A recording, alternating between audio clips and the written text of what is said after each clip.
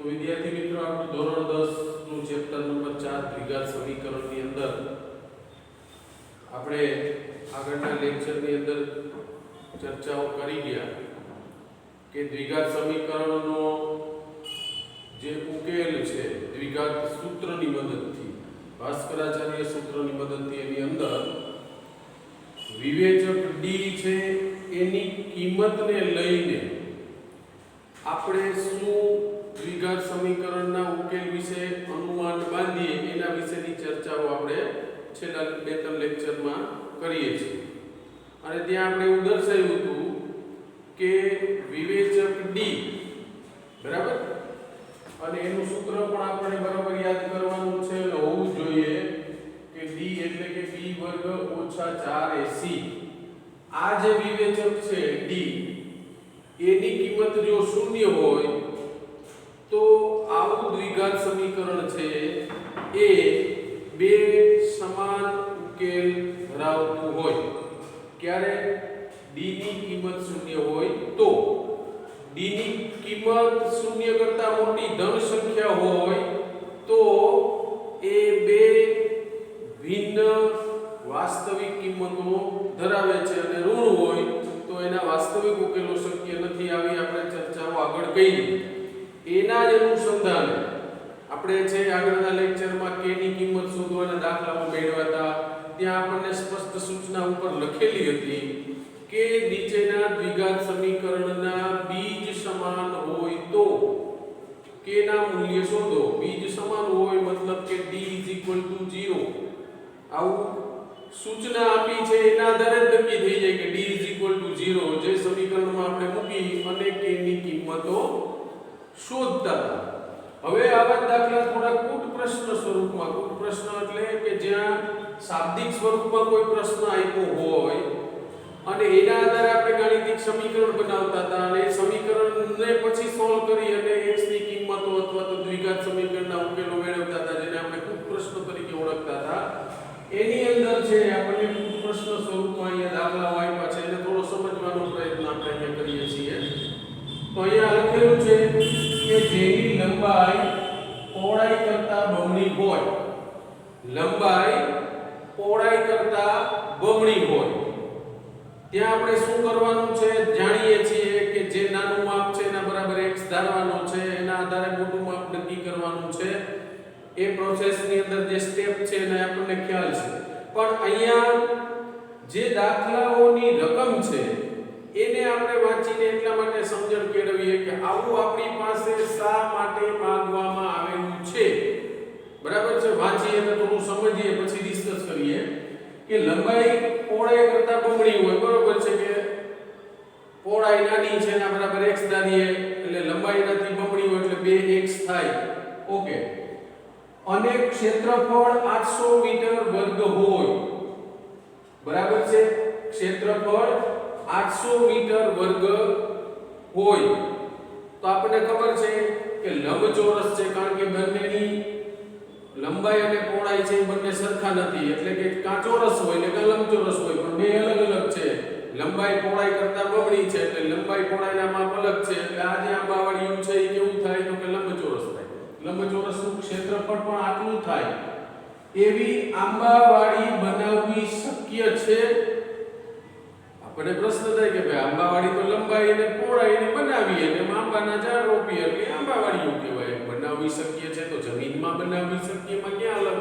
કોઈ પ્રશ્ન થાય પણ એવું નથી અહીંયા આપણો પ્રશ્ન કેવો છે કે લંબાઈ પહોળાઈ કરતા બમણી હોય લંબાઈ પહોળાઈ કરતા બમણી હોવી જોઈએ અને લંબચોરસના ક્ષેત્રફળના સૂત્ર અનુસાર ક્ષેત્રફળ બરાબર લંબાઈ ગુણ્યા પહોળાઈ તો એ પણ 800 મીટર વર્ગ થવું જોઈએ આ શરત છે એ શરતને આધીન છે એ આવું લંબચોરસ આંબાવાળિયું બનાવવું શક્ય છે કે કેમ અને જો તમારો જવાબ આમાં હોય તો તેની લંબાઈ અને પહોળાઈ જણાવો બરાબર છે એટલે આ વાત જે છે ઈ ક્યાં રિલેટેડ છે એના વિશેની હું ચર્ચા કરું છું કે આવું આપણને શા માટે અહીંયા પૂછવામાં આવે છે બરાબર છે આ કૂટ પ્રશ્ન જ કહેવાય પણ એ કૂટ પ્રશ્નની અંદર આપણી પાસે પહેલા એક જવાબ તો આપણે વિચાર એ કરવો પડે કે આવું શક્ય ક્યારે બને. તો દ્વિઘાત સમીકરણની અંદર માત્ર અને માત્ર આપણે એક જ વાત અત્યાર સુધીમાં આને લઈને શીખા, d ની કિંમતને લઈને કે કાં તો d = 0, કાં d > 0 અને કાં d < 0.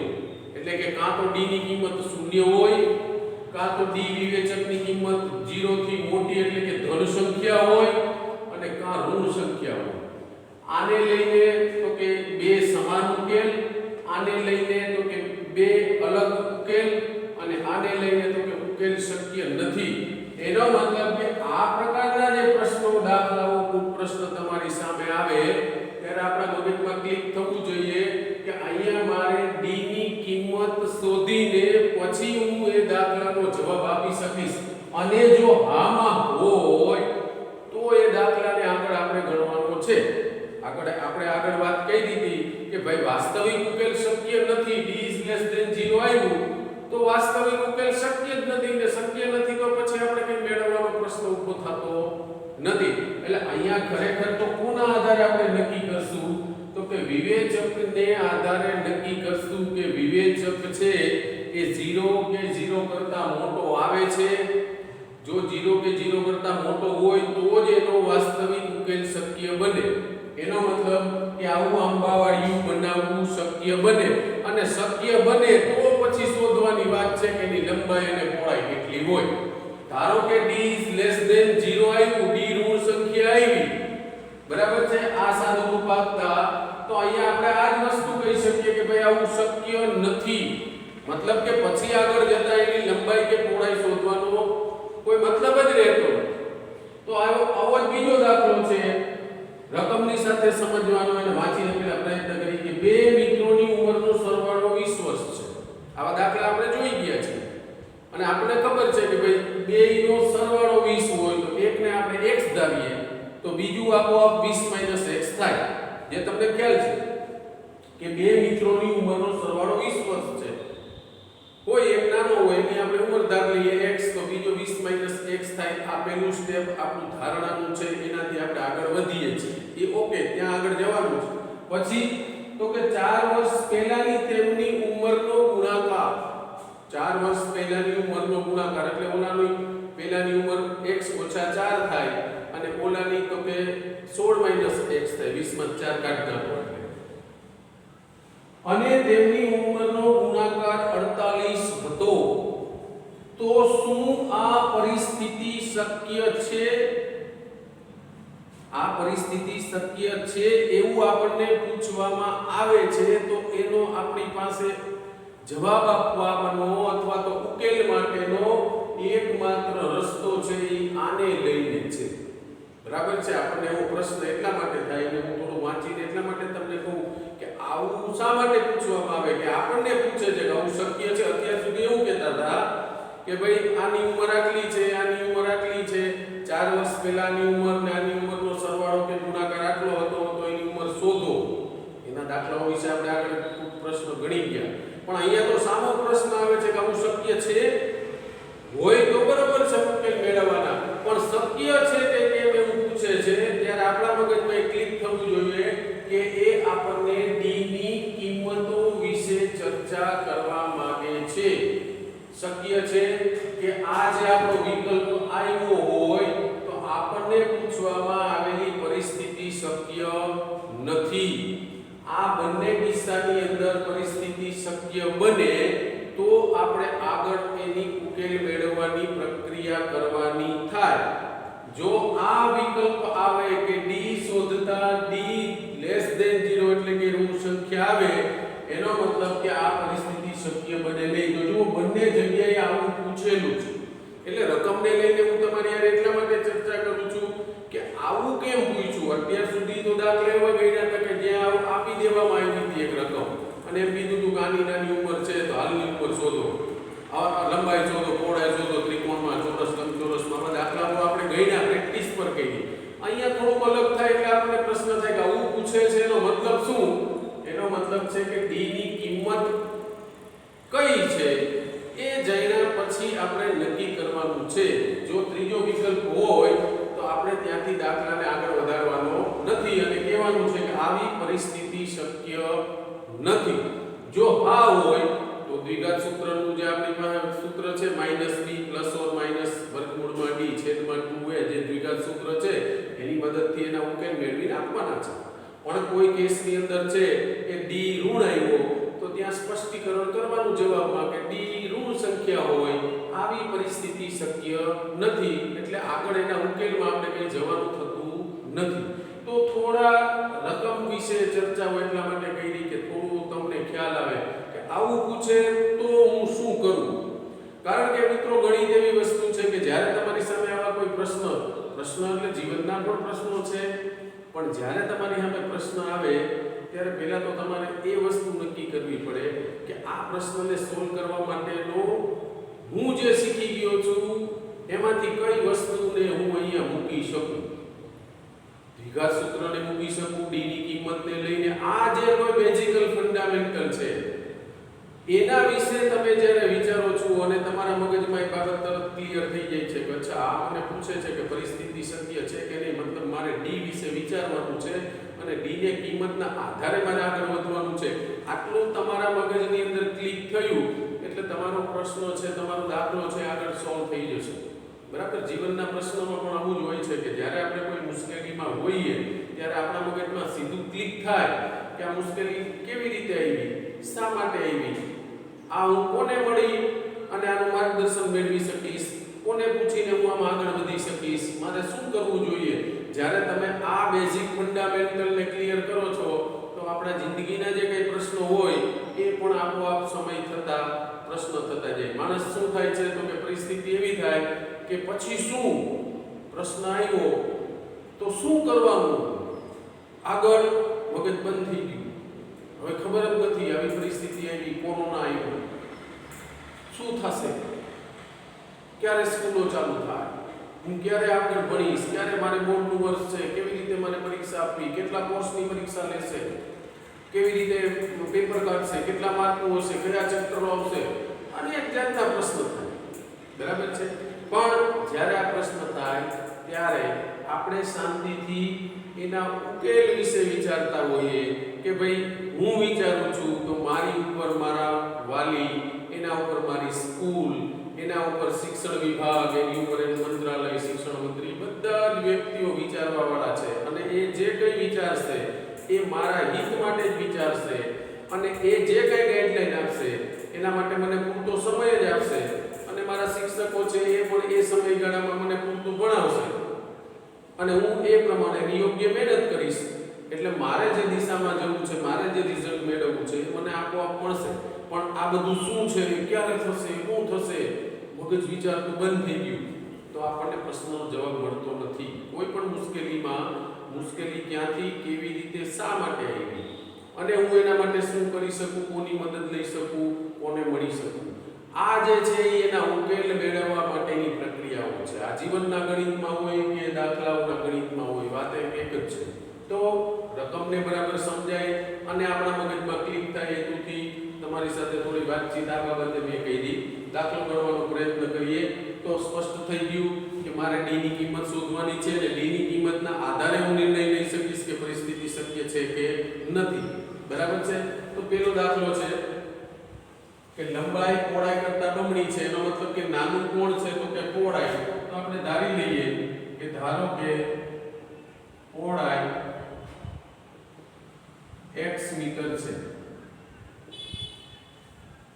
બરાબર છે. પહોળાઈ x મીટર છે. લંબાઈ કેવી છે તો કે પહોળાઈ કરતા બમણી, એટલે કે x ની બમણી માટે લંબાઈ કેટલી થશે તો કે લંબાઈ 2x મીટર થાય. તો આપણને ખબર છે કે લંબચોરસના ક્ષેત્રફળનું સૂત્ર શું? બરાબર છે. તો કે લંબાઈ ગુણ્યા પહોળાઈ. લંબાઈ કેટલી છે તો કે x, પહોળાઈ કેટલી છે 2x, બંનેનો ગુણાકાર અને આપણને એવું કીધું છે કે ક્ષેત્રફળ કેટલું છે 800 મીટર વર્ગ, એટલે કે 800 આપેલું છે. બરાબર. x ગુણ્યા x એટલે 2x નો વર્ગ બરાબર 800 આ બે ને આપણે ઓલી બાજુ લઈ જઈએ તો છેદમાં જાય એટલે કે x વર્ગ બરાબર 800 ભાગ્યા 2 એટલે કે મળ્યા 400. આપણે x ની કિંમત જોઈએ છે મતલબ વર્ગમૂળ કાઢવું છે તો વર્ગમૂળ કાઢીએ તો x નું 400 નું વર્ગમૂળ કેટલું થાય 20. તો આપણે પહેલા પણ વાત કરી ગયા કે જ્યારે વર્ગમૂળ કાઢીએ ત્યારે એના જવાબમાં આપણને પ્લસ અને માઈનસ બંને વિકલ્પો મળે છે. આ ખાસ યાદ રાખજો. ઉતાવળમાં અહીંયા વર્ગમૂળ 20 કાઢીને મૂકી દઈએ એટલે ખાલી એક જ ઉકેલ થયો. અહીંયા બે ઉકેલ થયા x બરાબર +20 અને x બરાબર -20. તો આ જે બાબત છે એને લઈને હવે આપણને અહીંયા કિંમત મળી છે x 2x બરાબર છે. તો અહીંયા તમે x બરાબર શું લ્યો તો કે +or-20 અને 2x એટલે આને 2 વડે ગુણો એટલે +or-40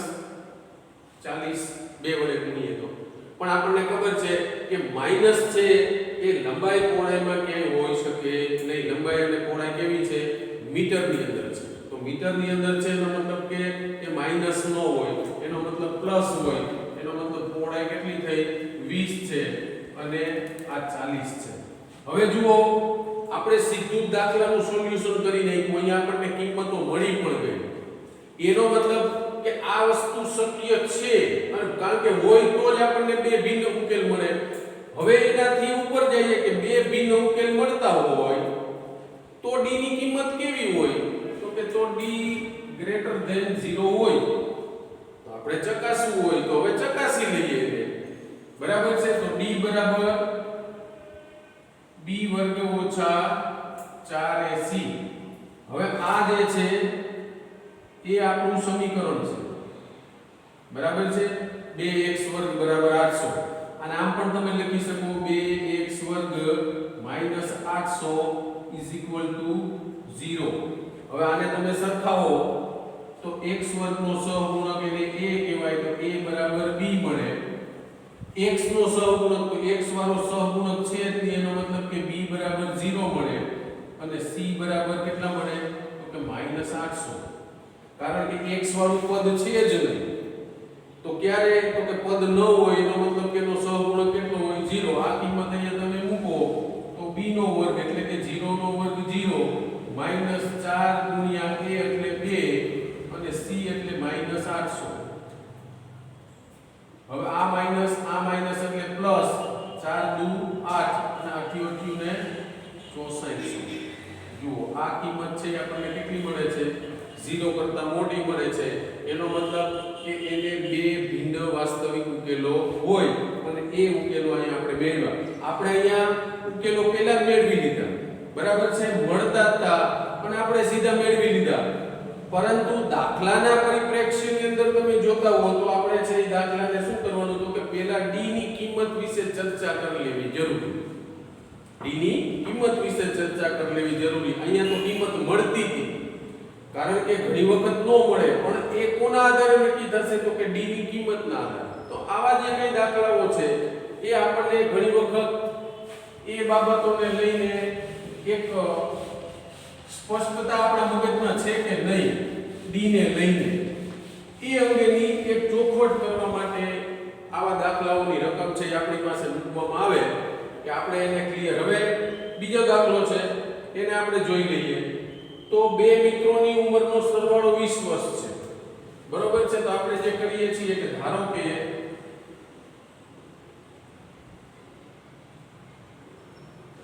એક મિત્રની ઉંમર x વર્ષ છે હાલની. તો બીજાની કેટલી થાય કારણ કે એકની x હોય અને બંનેનો સરવાળો 20 છે એનો મતલબ કે બીજા મિત્રની ઉંમર કેટલી થાય તો કે બીજા મિત્રની ઉંમર x 20 x વર્ષ થાય.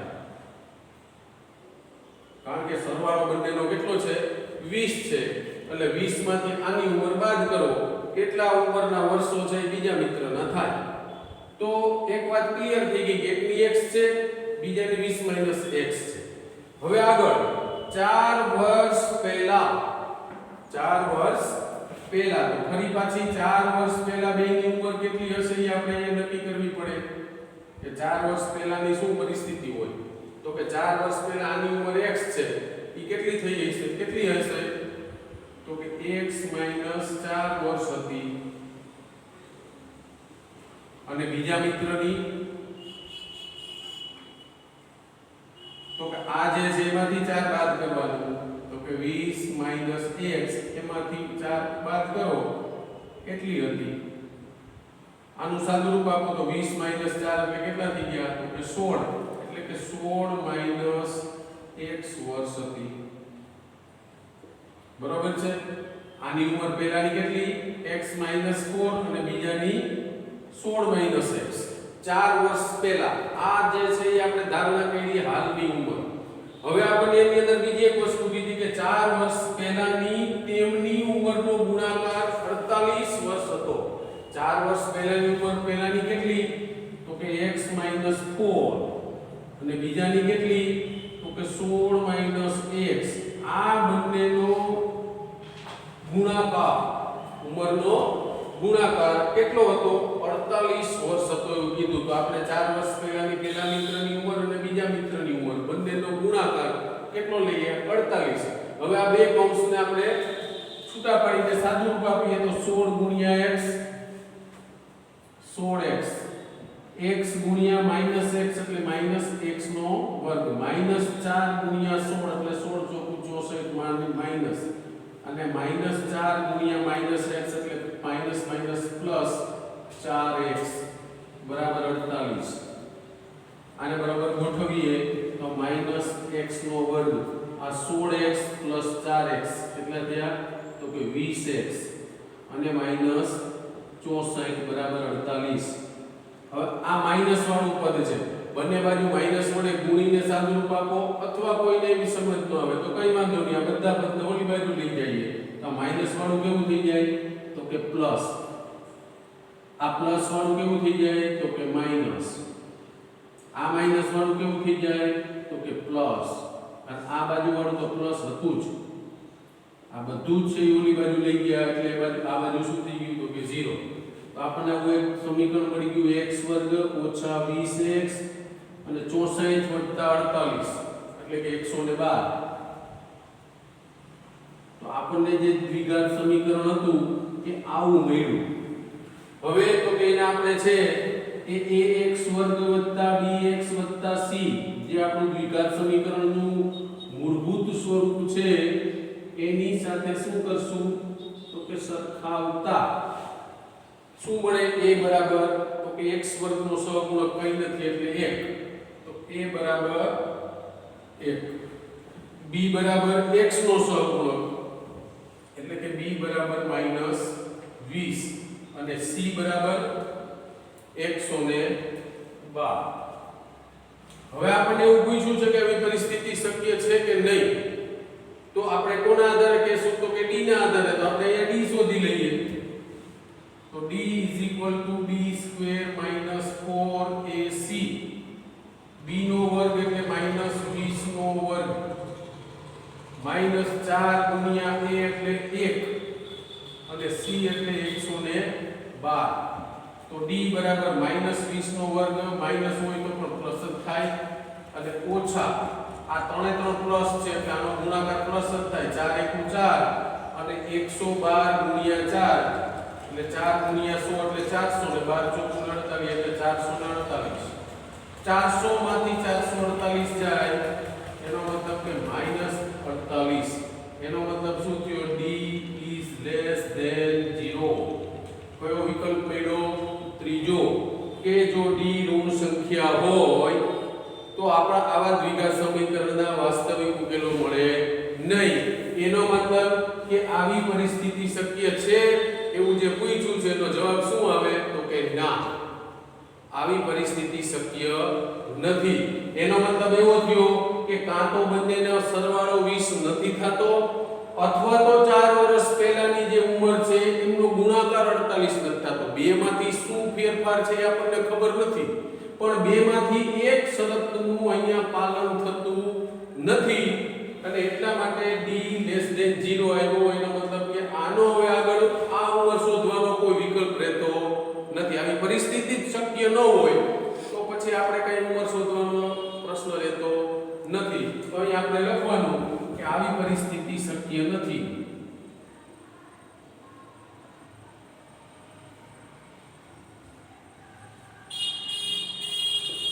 આવી પરિસ્થિતિ શક્ય ન હોય મતલબ કે આગળ આપણે એક બંનેની જે હાલની ઉંમર છે એ શોધવાનો કોઈ પ્રશ્ન રહેતો નથી. તો ઘણી વખત તમને આવું પૂછે કે આવી પરિસ્થિતિ શક્ય છે કે કેમ, તો તમારે સ્પષ્ટ રીતે તમારા મગજમાં એ આઈડિયા ક્લિયર થવો જોઈએ કે અહીંયા મને d ની કિંમત વિશે કંઈ કહે છે. તો તમારે જે સ્ટેપ શીખી ગયા એ ધારણા કરવાની છે, સમીકરણ બનાવવાનું છે, સાદું રૂપ આપવાનું છે, મૂળભૂત અને સરખાવવાનું છે, d ની કિંમત મેળવવાની છે. જો પરિસ્થિતિ શક્ય હોય તો હવે અહીંથી આગળ શું કરવાનું, તો કે જે ઉકેલ છે આપણી પાસે દ્વિઘાત સૂત્ર -b ± વર્ગમૂળમાં d છેદમાં 2a એ જે સૂત્ર છે એમાં કિંમતો a b c ની મૂકી અને બે અલગ કિંમતો આપી દેવાની.